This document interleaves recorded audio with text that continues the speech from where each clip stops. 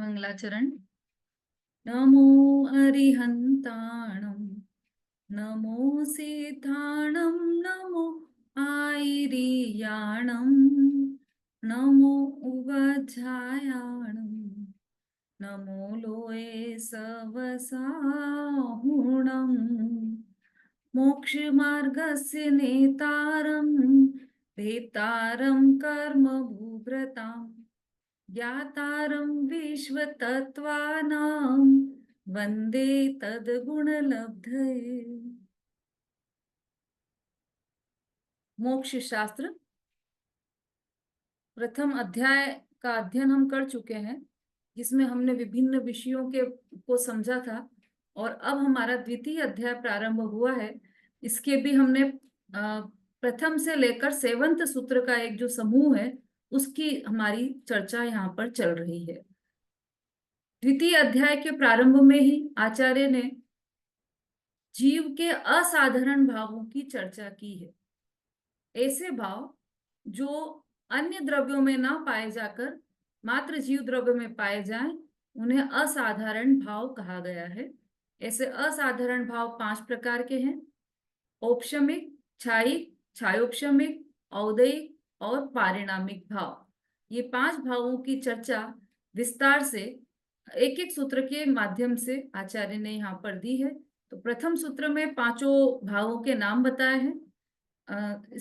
हम आगे बढ़े उससे पहले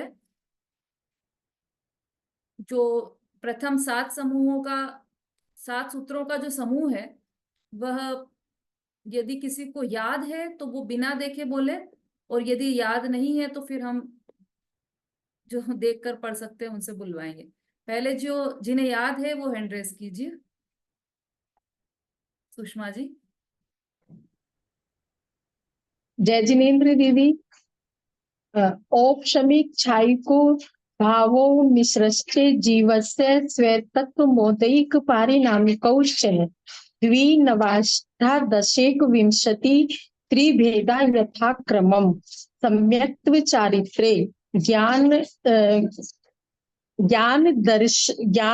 दर्शन दान लाभ भोगोपभोग वीर्याणि च।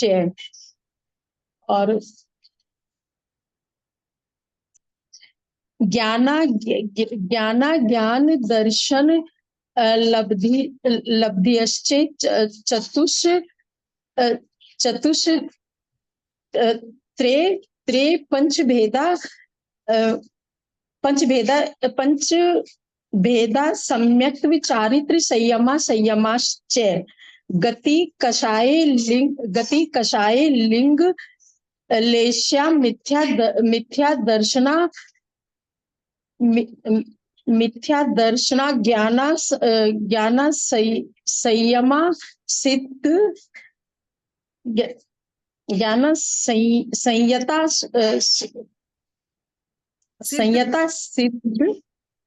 सिद्ध लेश्यास चतुष्त्रिय कई कै षड भेदा। लास्ट वाला थोड़ा हाँ बोलिए एक और। अच्छा, हाँ, जीव भव्यत्वानि च। ठीक, बहुत अच्छा। हाँ, जीव भव्यत्वानि च। ठीक है, ठीक, बहुत अच्छा। याद भली थोड़ी थोड़ी सी त्रुटि हुई है, लेकिन आपने याद करने का प्रयास किया, ये बहुत अच्छी बात है। सभी को ये प्रयास करना चाहिए। सूत्र याद करते जाएंगे तो आपको अर्थ समझने में और ज्यादा इजी होगा, और अर्थ याद रखने में बहुत ज्यादा अच्छा रहेगा। इसलिए सभी साथ में ही सूत्र याद करते जाइए। अब हमारी जो चर्चा चल रही है,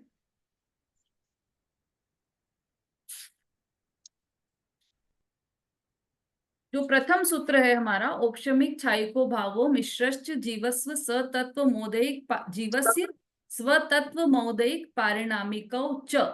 ये जो है, इसके आधार से सारे ही भावों की चर्चा हम कर रहे हैं, और सारे ही भावों का स्वरूप हम समझ रहे हैं, है ना। तो अब इसके आगे आगे के सूत्रों में तो एक एक भाव के भेद प्रभेद बताए गए हैं, लेकिन इस पहले सूत्र में जो 5 भाव हैं उनका सामान्य स्वरूप हमने सभी ने समझा था। और इसके बाद हमने इसमें औपशमिक भाव का विशेष रूप से स्वरूप समझा था।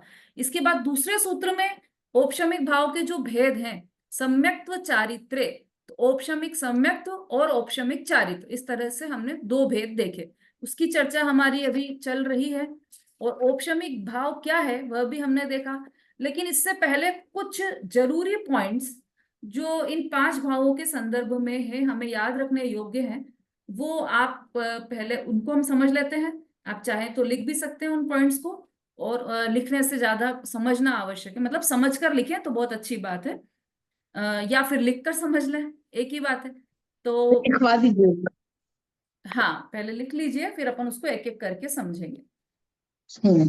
ये 5 भाव हैं जिनका हम स्वरूप समझ रहे हैं। तो हमने पहले ही दिन जब इस अध्याय का प्रारंभ किया था, तो पहले ही दिन, पहली ही कक्षा में हमने ग्लास के उदाहरण से इन 5 भावों को समझा था। दूसरे दिन फिर हमने मतलब लाइव आपको ग्लास में करके दिखा दिया था। तो दोनों दिन हमने ग्लास के उदाहरण से इन 5 भावों को अच्छी तरह से समझ लिया था। तो ये 5 भावों का जो सामान्य स्वरूप हमने समझा है, उससे कुछ तथ्य निकलकर सामने आते हैं। उन तथ्यों को हम आप सभी लिख सकते हैं। पहला पॉइंट है, औपशमिक भाव से ही धर्म की शुरुआत होती है। 5 भावों के बारे में एक एक मुख्य बात जो याद रखने योग्य है वह है, तो पहला है औपशमिक भाव। औपशमिक भाव से ही धर्म की शुरुआत होती है।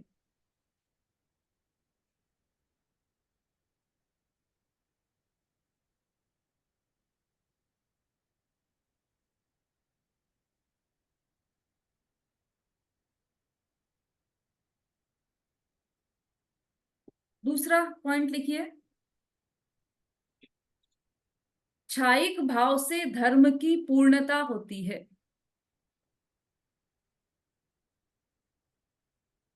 क्षायिक भाव से धर्म की पूर्णता होती है।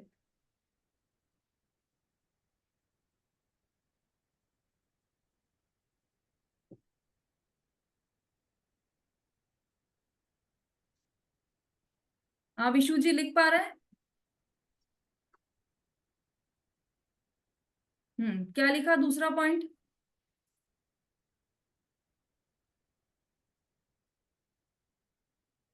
जय जिनेन्द्र दीदी। हम्म दूसरा पॉइंट है क्षायिक भाव। क्षायिक भाव से धर्म की पूर्णता होती है। ठीक है। अब तीसरा पॉइंट लिखिए, छायोपशमिक भाव से धर्म की वृद्धि होती है।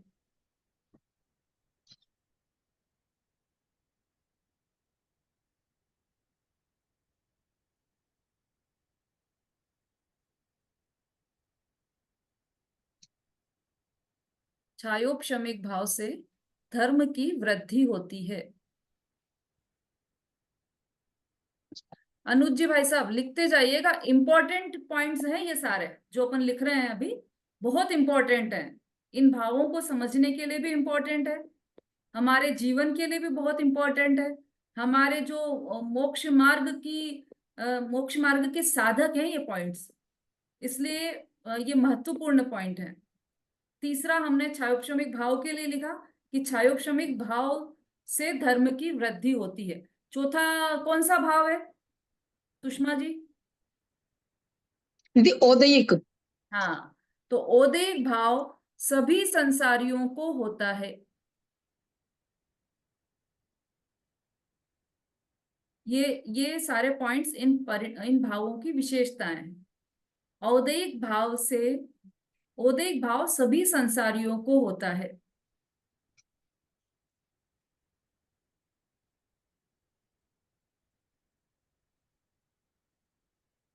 अब कौन सा भाव बचा? पारिणामिक। पारिणामिक। तो पारिणामिक भाव सभी जीवों को होता है।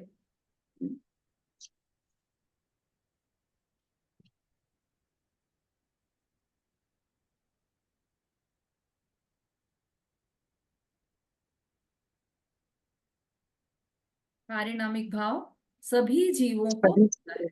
हम्म ये 5 पॉइंट ध्यान में रखने योग्य है, इनको हम समझ लेते हैं थोड़ा सा, फिर आगे बढ़ते हैं। पहला क्या पॉइंट है? औपशमिक भाव से धर्म की शुरुआत होती है।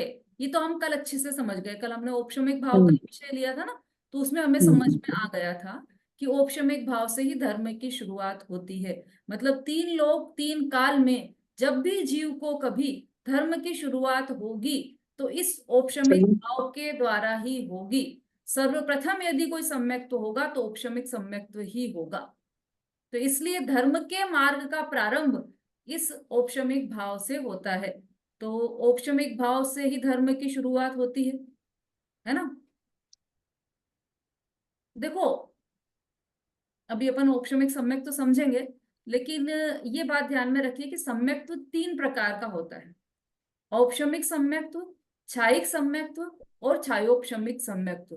तीन प्रकार से सम्यक्त्व हो सकता है। तो लेकिन जब भी सर्वप्रथम सम्यक्त्व होगा तो वह औपशमिक भाव से ही होगा, औपशमिक सम्यक्त्व ही होगा।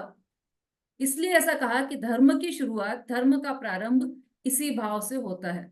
और इसी भाव के लिए ही, ये भाव प्रकट करने के लिए ही पूरे जिनागम की रचना हुई है। इतना महत्वपूर्ण भाव है ये औपशमिक भाव।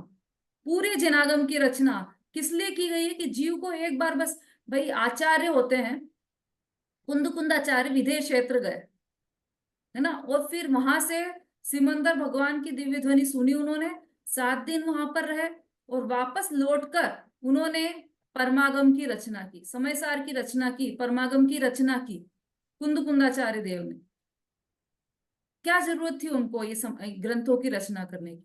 और मुनिराज, उनके पास न तो पेन होता है, न स्याही होती है, न कोई पेंसिल होती, कुछ भी नहीं होता है। वो तो ताड़ पत्र लेते हैं और उस पर, उससे वो जो कटीली झाड़ियां होती है उनसे उन ताड़ पत्रों पर लिखते हैं। तो जो कई बार उनकी उंगलियों में घाव हो जाते हैं, खून बहने लग जाता है, लेकिन उसको, उस दर्द को सहकर भी मतलब मुनिराज आचार्य देव ग्रंथ की रचना करते हैं। क्यों करते हैं, क्या जरूरत है इतना पेन लेने की उनको? क्यों इतना पेन लेते हैं कि वो, भाई उंगली से खून बह रहा है और वो लिख रहे हैं? कि उनको, मतलब उन्होंने अपना कल्याण तो कर लिया, वो तो स्वयं धर्म के मार्ग में लग गए, लेकिन उन्हें सभी जीवों के प्रति ऐसी करुणा होती है कि जो आनंद मैंने प्राप्त किया है वह सभी जीवों को प्राप्त हो। जिस जिस भाव भाव की भटकन से मैं दुखी हो गया था और उस भाव भटकन का मैंने अंत किनारा पा लिया है, ऐसा ही किनारा सभी भव्य जीव पा जाएं, यह उनकी भावना रहती है। और उसमें यह निमित्त यदि शास्त्र बनते हैं तो यह निमित्त ही सही, लेकिन ये इस निमित्त के द्वारा भी यदि किसी जीव को सम्यक तो होता है तो वो उनका वो दर्द सहना कुछ मायने नहीं रखता उसमें। ये तो दर्द सहना हमें दिखाई दे रहा है, वास्तव में तो वो तो शरीर अपने को मानते ही नहीं है ना, तो वो उन्हें कुछ वो दर्द भी नहीं दिखाई देता। उनकी तो बस भावना प्रबल रहती है कि जीवों का कल्याण हो जाए इस बुद्धि से। और ग्रंथ की रचना एक नहीं, ऐसे कई सैकड़ों ग्रंथों की रचना आचार्य करते हैं। तो उन सबका ग्रंथ रचने का उद्देश्य क्या रहता है कि जीव को सम्यक्त्व की प्राप्ति हो जाए। एकमात्र यही उद्देश्य है, जीव को सम्यक्त्व की प्राप्ति हो, क्योंकि वही है तिरने का साधन, और तो कोई साधन है नहीं। ये तो अपन छड़ाला में भी पढ़ चुके हैं, तिरने का यही है एक साधन, और कोई भी साधन नहीं है। हम सोचे कि दो तरह के मोक्ष मार्ग है, एक निश्चय मोक्ष मार्ग और एक व्यवहार रत्नत्रय, तो उसके लिए तो पंडित दौलत राम जी ने साफ मना कर दिया कि मोक्ष मार्ग दो नहीं है, उनका कथन भले दो प्रकार से हो, मोक्ष मार्ग तो एक ही है। इसका मतलब जो मोक्ष मार्ग एक ही है उस मोक्ष मार्ग पर हमें चलना है, सम्यक दर्शन, सम्यक ज्ञान, सम्यक चारित्र प्राप्त करना है। तो वो निश्चय सम्यक दर्शन ज्ञान चारित्र कौन सा है, तो इसकी परिभाषा भी दौलत राम जी ने छडाला में दी थी। पर द्रव्यंते भिन्न आप में रुचि सम्यक तो भला है ना, और यही है औपशमिक सम्यक। तो इस सम्यक्त्व को प्राप्त करने के लिए ही पूरे जिनागम की रचना है। हम जो प्रतिदिन जो हमारे सुख प्राप्त करने की इच्छा है ना, सभी जीवों को है, सभी जीव सुख चाहते हैं और दुख से डरते हैं, तो हम भी सुख चाहते हैं। और हमें पता है कि चूंकि हम मुमुक्षु हैं, प्रतिदिन स्वाध्याय करने वाले लोगों में से हैं, तो हमें पता है कि हमारा सुख किसमें है। तो एकमात्र सम्यक्त्व प्राप्ति में ही हमारा सुख, हमारे सुख का साधन है। तो इसलिए हमारा पूरा प्रयास, हमारे पूरे जीवन का प्रयास इस ओर ही है कि हमें भी सम्यक्त्व की प्राप्ति हो जाए। तो ये पूरा जिनागम की रचना और हमारा प्रतिदिन का जो प्रयास है उसका ये फल है औपशमिक सम्यक्त्व। तो इसे ऐसे औपशमिक सम्यक्त्व से धर्म की शुरुआत होती है, धर्म का प्रारंभ होता है। दूसरा, क्षायिक भाव से धर्म की पूर्णता होती है। अब जो ये दूसरा पॉइंट है उसमें पहले पॉइंट के लिए भी एक बात आ गई है इसमें, क्या कि जो औपशमिक सम्यक्त्व हुआ है उसमें लिखा है कि धर्म की शुरुआत होती है, लेकिन धर्म की पूर्णता उससे नहीं होती। औपशमिक सम्यक्त्व से, औपशमिक भाव से कभी भी धर्म की पूर्णता नहीं होती। धर्म की पूर्णता किससे होगी? यदि किसी जीव को मुक्ति प्राप्त होती है तो वो मुक्ति किस किस भाव के द्वारा प्राप्त होगी? तो एकमात्र क्षायिक भाव के द्वारा ही मुक्ति प्राप्त होगी, क्योंकि उपशम सम्यक्त्व में या औपशमिक भाव में तो कर्मों को दबाया गया है, कर्म सत्ता में तो है ही, कर्म का सत्ता में से नाश नहीं हुआ है, लेकिन क्षायिक भाव में तो कर्मों को आत्यंतिक रूप से नष्ट कर दिया गया है, सत्ता में से ही चले गए हैं कर्म। तो इसलिए जब तक ऐसी स्थिति नहीं आएगी तब तक मुक्ति की प्राप्ति नहीं होगी। औपशमिक भाव ग्रहण करने योग्य तो है, लेकिन वह मुक्ति प्राप्ति करने के लिए छोड़ना भी पड़ेगा, वह छूटेगा ही औपशमिक भाव। तो एक क्षायिक भाव यही एकमात्र ऐसा भाव है जिससे धर्म की पूर्णता होती है। तीसरा पॉइंट है, क्षायोपशमिक भाव से धर्म की वृद्धि होती है ना। क्षायोपशमिक भाव के बारे में हम और अभी समझने वाले हैं, लेकिन हमने जो समझा उसके आधार से, हाँ जी बोलिए। अरे क्षायिक भाव मोक्ष सिद्ध भगवान को भी होता है। हाँ बिल्कुल, क्षायिक भाव सिद्ध भगवान को भी होता है। परिणामिक भाव और क्षायिक भाव सिद्धों को भी होता है। हाँ ये दो भाव होते हैं सिद्धों के, पारिणामिक और क्षायिक दोनों भाव सिद्ध भगवान के भी होते हैं। ठीक है, अब तीसरा पॉइंट है, क्षायोपशमिक भाव से धर्म की वृद्धि होती है। जो धर्म का प्रारंभ हुआ था, चूंकि औपशमिक सम्यक्त्व का काल, औपशमिक भाव का तो काल अंतर्मुहूर्त का है और उसके बाद क्षायोपशमिक सम्यक्त्व ग्रहण करता है, तो इस तरह से धर्म की वृद्धि क्षायोपशमिक भाव से होती है। फिर है औदैहिक भाव, सभी संसारियों को होता है। औदैहिक भाव सभी संसारी जीवों को होता है ना। अब उसमें से कुछ बंधन रूप है, कुछ अबंध स्वरूप है, कुछ औदैहिक भाव से बंध होता है, कुछ औदैहिक भाव ऐसे भी जिससे बंध नहीं भी होता है, लेकिन सभी संसारियों को होता है। पहले से लेकर 14वें गुण स्थान तक के सभी संसारी जीवों को ये औदैहिक भाव होता है। कोई भी जीव औदैहिक भाव के बिना नहीं है। ठीक, अभी देखो, अभी ये लास्ट वाला, उसके बाद फिर मैं औदैहिक भाव पर वापस आऊंगी। पारिणामिक भाव सभी जीवों को होता है। ये जो पारिणामिक भाव है इसके बिना का कोई भी जीव नहीं, सभी जीवों को पारिणामिक होता है, पारिणामिक भाव होता है। चाहे वो पहले गुण स्थानवर्ती हो, 5वें गुण स्थानवर्ती हो, 10वें गुण स्थानवर्ती हो, 12वें गुण स्थानवर्ती हो, 14वें गुण स्थानवर्ती हो, सभी गुण स्थानवर्तियों को और अनंत सिद्धों को सबको पारिणामिक भाव होता है।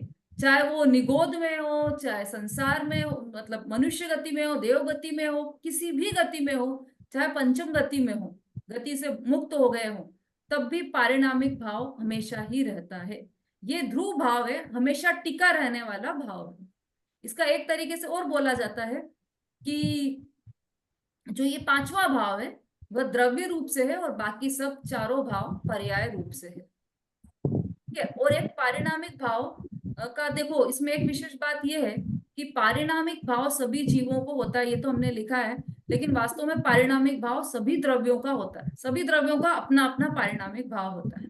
उद्गल द्रव्य का भी अपना पारिणामिक भाव है। हाँ, जिनका अनम्यूट है वो म्यूट कर लीजिए, क्योंकि पीछे से बैकग्राउंड से आपकी आवाजें आ रही है। पारिणामिक भाव सभी द्रव्यों का होता है। 6 द्रव्य है ना, ये तो सबको पता होगा कि द्रव्य 6 प्रकार के होते हैं। और कितने द्रव्य हैं कि अनंत अनंत द्रव्य हैं, लेकिन 6 प्रकार के होते हैं। और 6 ही प्रकारों के द्रव्यों का सबका अपना अपना पारिणामिक होता है, क्योंकि परिणमन स्वभाव सभी द्रव्य का होता है। कोई भी द्रव्य बिना परिणमन का नहीं होता है। द्रव्य कहते ही उसे हैं कि जो प्रति समय परिणमन करे, वह द्रव्य होता है ना। द्रव्यत्व गुण है, वस्तुत्व गुण है जीव में, ये सब सभी द्रव्यों में ये सामान्य गुण है। तो इसके कारण वो द्रव्य परिणमन करता ही करता है। तो परिणमन स्वभावी है, इसीलिए वह पारिणामिक भाव सहित है सभी द्रव्य। अब ये जो औदैहिक भाव है वास्तव में तो देखो, ये जो पारिणामिक भाव है वो तो छहों ही द्रव्यों में, और जो औदैहिक भाव और पारिणामिक भाव है ये दो भाव पुद्गलों के भी होते हैं। जीव और पुद्गल दोनों के औदैहिक भाव और पारिणामिक भाव, ये दोनों भाव ऐसे हैं जो जीव में भी होते हैं और पुद्गल में भी होते हैं। हाँ, कोई प्रश्न है? हाँ जी दीदी, मैं ये कह रही थी कि हमारे भी पारिणामिक और औदैहिक भाव ही है ना। हाँ, नहीं, हमारे तो और भी बहुत सारे भाव हैं, छायोक्षमिक भाव भी है ना हमारे। अच्छा। छायोक्षम अभी अपन डिटेल समझेंगे इसका तो आपको समझ में आएगा। भाई, छायोक्षमिक भाव और किसे कहते हैं? हाँ, बोलिए बोलिए। आपने बताया था सम्यक तो 3 प्रकार से हो सकता है, औपशमिक, क्षायिक और क्षायोपशमिक, हम्म। है ना। ठीक है। हाँ,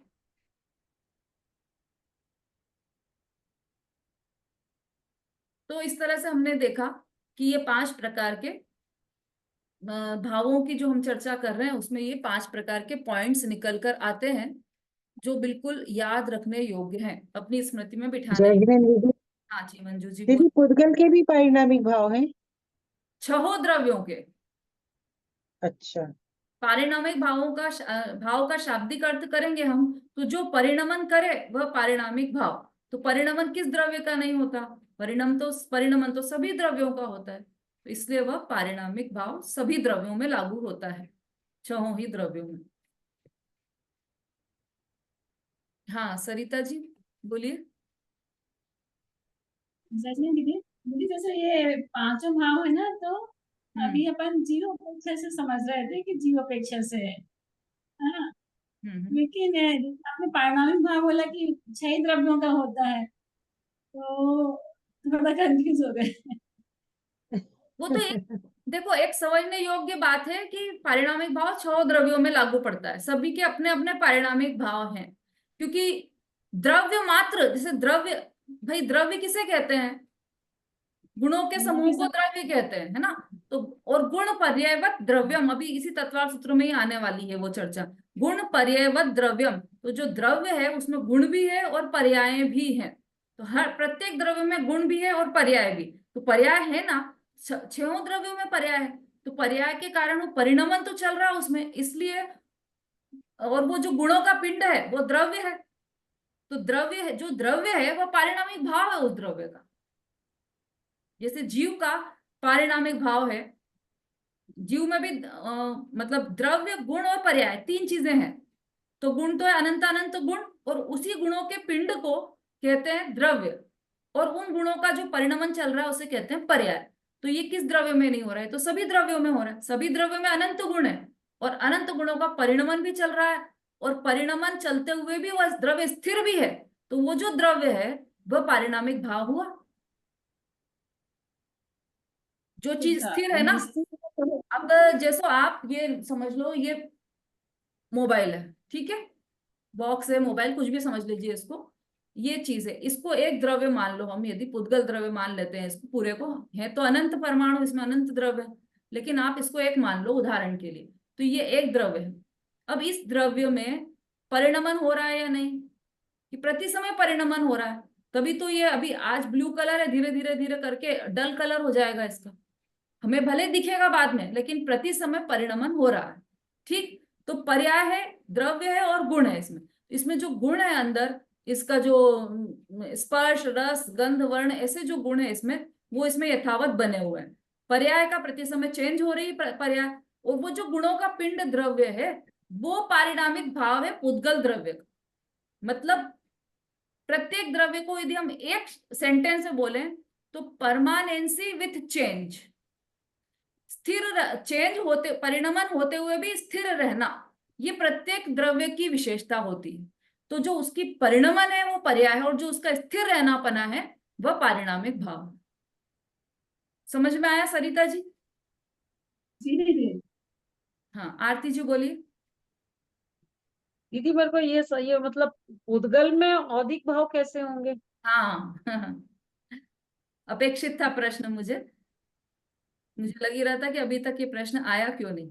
भाई, पुद्गल में भी औदैहिक भाव इस तरीके से है कि पुद्गल का पुद्गल का जो परमाणु है वह तो शुद्ध द्रव्य है, और स्कंद रूप हो गया पुद्गल, तो ये उसका वैभाविक परिणमन है, ये उसका औदैहिक भाव है। ठीक है, वैभाविक जी परिणमन रूप होने की शक्ति दो ही द्रव्यों की है, एक जीव द्रव्य की और एक पुद्गल द्रव्य की। जिन्होंने जैन सिद्धांत प्रवेशिका की कक्षा अटेंड की है उन्हें ये पूरा ज्ञान में होगा कि जीव और क्रियावती शक्ति भी जीव और पुद्गल में केवल दो द्रव्यों में ही है ना। वैभाविक परिणमन रूप शक्ति भी जीव और पुद्गल इन दो द्रव्यों में ही है ना। उसमें बहुत सारा डिटेल आया 6 द्रव्यों के बारे में, तो कभी आप देखना उसको, वहां जैन सिद्धांत प्रवेशिका की कक्षा भी अब YouTube पर डलने वाली है, तो वहां से भी आप देख सकते हैं। हाँ, और कोई प्रश्न है क्या? कुंद प्रभा जी बोलिए, क्या प्रश्न है आपका?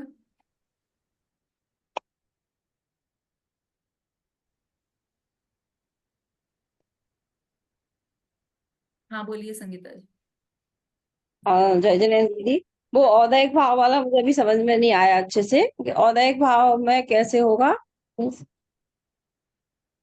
हाँ हाँ भाई, वैभाविक परिणमन रूप शक्ति पुद्गल द्रव्य की है या नहीं?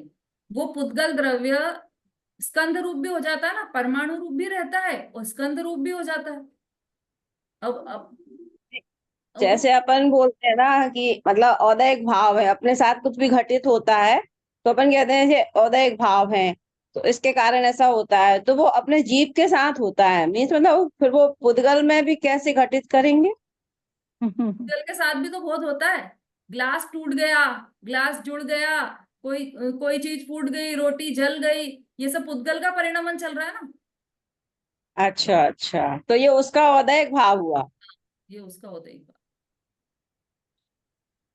ठीक है, हाँ बोलिए कुंद प्रभा जी। दीदी, ये तो जीव के असाधारण भाव हैं, तो इसका मतलब ये असाधारण भाव पुद्गल में भी होते हैं? ये बात थोड़ा सा समझ नहीं आ रही है। देखो, ये जीव के ही असाधारण भाव हैं, क्योंकि अब हाँ जैसे पारिणामिक भाव है ना, तो जीव का जी जो हाँ पारिणामिक हाँ। भाव है वह जीव का ही है। जीव का अच्छा। और ज्ञान दर्शन रूप जो पारिणामिक भाव है वह पुद्गल का नहीं हो सकता, धर्म का नहीं हो सकता, अधर्म द्रव्य का नहीं, आकाश का नहीं, काल का नहीं हाँ हो सकता। जीव का जो बराबर। पारिणामिक भाव है वो अलग टाइप का है, इसलिए इसको असाधारण भाव बोला है इन सबको। और ये जो भाव है औपशमिक, छायिक, क्षारक्षमिक, औदिक, सिर्फ जीव में ही पाए जाते हैं और अन्य हाँ द्रव्यों में दीदी, नहीं यही। पाए जाते हैं, इसलिए ये असाधारण भाव ही है। ठीक है। और द्रव्य के अलग होते हैं? और द्रव्यों में तो है ही नहीं ना, ये औपशमिक, छायिक, क्षारक्षमिक की व्यवस्था ही नहीं है नहीं। द्रव्यों में। और द्रव्यों का आप सभी द्रव्यों का आप पारणामिक भाव बता रहे हैं ना? पारिणामिक बोला ना, औपशमिक, छायिक, क्षारोपशमिक नहीं है किसी भी द्रव्य में। पारिणामिक भाव तो हाँ सबका अपना अपना अलग अलग टाइप का है, लेकिन जीव का जीव की तरह का जीव में ही है पारिणामिक भाव, हाँ। इसलिए वो असाधारण ठीक है भाव। दीदी। अब ठीक है देखो, दीदी, इसके ठीक है। डिटेल में जाओ तो बहुत सारी चीजें हैं, तो समय लिमिटेड, अपना विषय फिर छूट जाएगा। ऐसा है कि जो जीव के अनंत गुण है ना, एक हाँ प्रत्येक गुण में अनंत गुणों का स्वरूप रहता है। जैसे जीव का जो सुख हम्म। गुण है उसमें ज्ञान गुण का भी रूप रहेगा, जीव का जो वीर्य गुण है बराबर। उसमें ज्ञान गुण का भी रूप रहेगा, ऐसा। तो वो हाँ सारे गुण ज्ञानमयी है।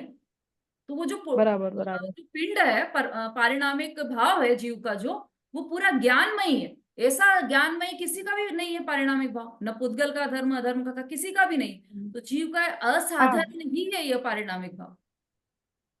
हाँ दीदी, हुआ, क्लियर हुआ।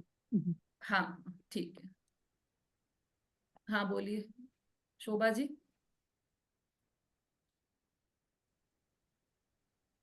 दीदी जय जिनेन्द्र। दीदी वही औदिक वाला समझ में नहीं आया कि जब असाधारण भाव जीव के ही दिए यानी स्टार्टिंग में कि जीव के असाधारण भाव है, फिर ये पुद्गल में कहाँ से घटित हो गए? आप थोड़ा सा औदिक भाव के लिए कोई एक उदाहरण दे दीजिए ना, तो समझ में आएगा कि औदिक भाव कैसे पुद्गल में रहता है और कैसे जीव में रहता है। हाँ, जीव का औदैहिक भाव देखो, अभी उसमें डिटेल में आने वाला है जीव के क्या क्या औदैहिक भाव हो सकते हैं। अभी अपन इसका वो पढ़ेंगे ना, भेद प्रभेद, तब आपको पूरा अच्छे से समझ में आ जाएगा।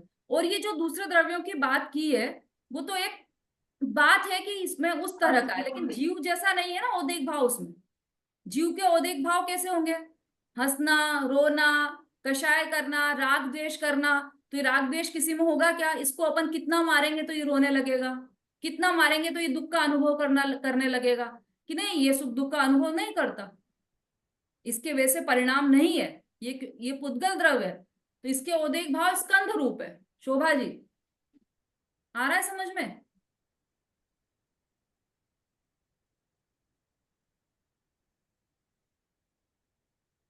शोभा जी, आप प्रश्न पूछकर कहाँ गायब हो गए?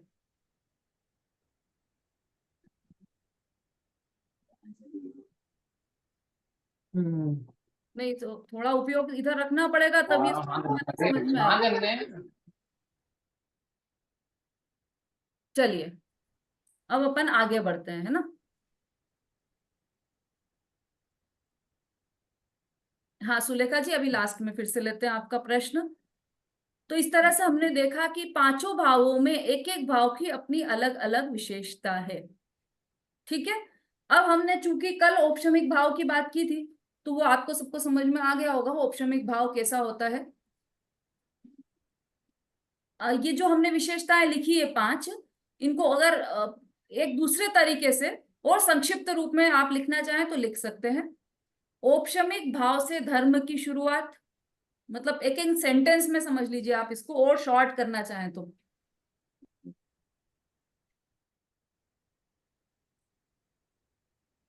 औपशमिक भाव से धर्म की शुरुआत।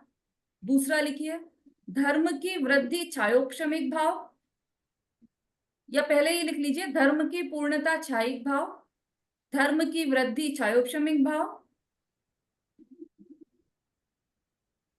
अधर्म है वह औदैहिक भाव, और धर्मी जीव जिसका आश्रय लें वह पारिणामिक भाव। दीदी एक बार फिर से बोल दीजिए। औपशमिक भाव से में धर्म की शुरुआत, धर्म की पूर्णता छायिक भाव, धर्म की वृद्धि छायोपशमिक भाव, अधर्म है वह औदैहिक भाव, और धर्मी जीव जिसका आश्रय ले वह पारिणामिक भाव। वो वही है जो आपने पहले लिखे हैं ना, वही वाले हैं। उसको थोड़ा और शॉर्ट आप अपने शब्दों में भी कर सकते हैं। तो हाँ समता भाभी, कुछ कहना चाह रहे हैं आप?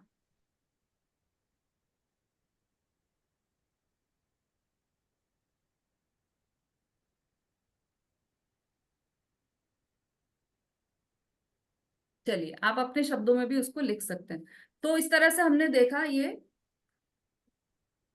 कल औपशमिक भाव की हमने चर्चा पूर्ण की थी, आज छायिक भाव पर आ जाते हैं। हाँ, औपशमिक भाव में हमारा एक बात और रह गई थी कि औपशमिक भाव के दो भेद हैं, औपशमिक सम्यक्त और औपशमिक चारित्र। अर्थात जब जब यह जीव, देखो सम्यक तो 3 प्रकार के हैं, औपशमिक, छायिक और छायोपशमिक।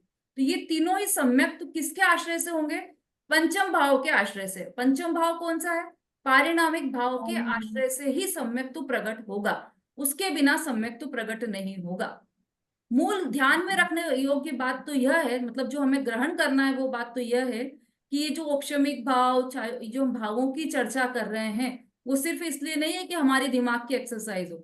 उसमें से हमारे निकालने लायक मुख्य बात, मुख्य तथ्य यह है कि ये जो औपशमिक भाव जिसकी इतनी महानता, इसकी महत्ता इतनी बताई जा रही है, ये औपशमिक भाव प्रकट हुआ कैसे? तो ये ऐसे, मतलब मोक्ष मार्ग का प्रारंभ हुआ कैसे? मोक्ष मार्ग की जो धर्म का प्रारंभ हुआ, उस धर्म की वृद्धि कैसे हुई, उस धर्म की पूर्णता कैसे हुई? तो वह सिर्फ एकमात्र पारिणामिक भाव के आश्रय से ही। ये धर्म की शुरुआत, धर्म की वृद्धि, धर्म की पूर्णता, ये सारे ही भाव उस पारिणामिक भाव के आश्रय से ही उत्पन्न होंगे। पारिणामिक भाव क्या है कि निज शुद्धात्म तत्व का आश्रय सकल निरावरण अखंड प्रत्यक्ष प्रतिभास में, ऐसा जो निज शुद्धात्म तत्व है उसका आश्रय लेना, यह पारिणामिक, मतलब वो जो तत्व है वह पारिणामिक भाव है, और उसका आश्रय लेने से ही इन सभी सम्यक्त्व की प्राप्ति हो सकती है। तो करने योग्य कार्य यही है कि हम इस पारिणामिक भाव का आश्रय लें, है ना। अब ये जो औपशमिक भाव के जो दो भेद हैं, औपशमिक सम्यक्त्व और औपशमिक चारित्र, दूसरे सूत्र में जो आया है, नहीं, दूसरे सूत्र में तो भावों के भेद आए हैं, तीसरे सूत्र में औपशमिक भाव के दो भेद बताए हैं, सम्यक्त्व चारित्र्य। तो औपशमिक सम्यक्त्व और औपशमिक चारित्र।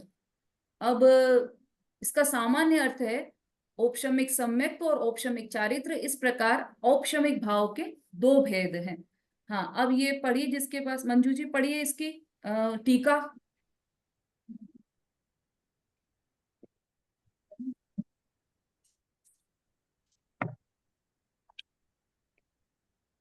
पेज नंबर बोल दीजिए दीदी।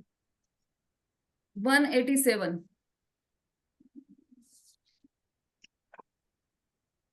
चलिए आप निकालिए, तब तक एक प्रश्न ले लेते हैं हम। हाँ बोलिए विशु जी। नहीं दीदी, मैं पढ़ने के लिए बोल रही थी टीका। अच्छा, चलिए। 87। औपसमिक सम्यक्त पढ़ना दीदी।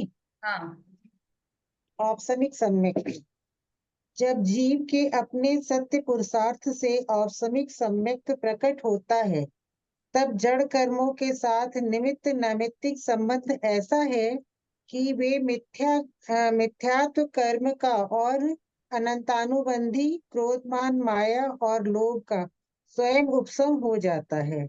अनादि मिथ्या दृष्टि जीवों के तथा किसी साधी मिथ्या दृष्टि के मिथ्यात्व की एक और अनंतानुबंधी की चार, इस प्रकार कुल 5 प्रकृतियां होती और शेष साधी मिथ्या दृष्टि के मिथ्यात्व, सम्यक मिथ्यात्व और सम्यक्त प्रकृति, ये 3 तथा अनंतानुबंधी की 4, यों कुल 7 प्रकृतियों का उपशम होता है।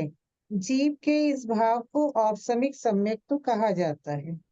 हाँ ठीक है। बस पहले औपशमिक सम्यक्त, दो भेदों में से पहला जो भेद है वह है औपशमिक सम्यक्त। तो किससे कहते हैं औपशमिक सम्यक्त? कि जब जीव के अपने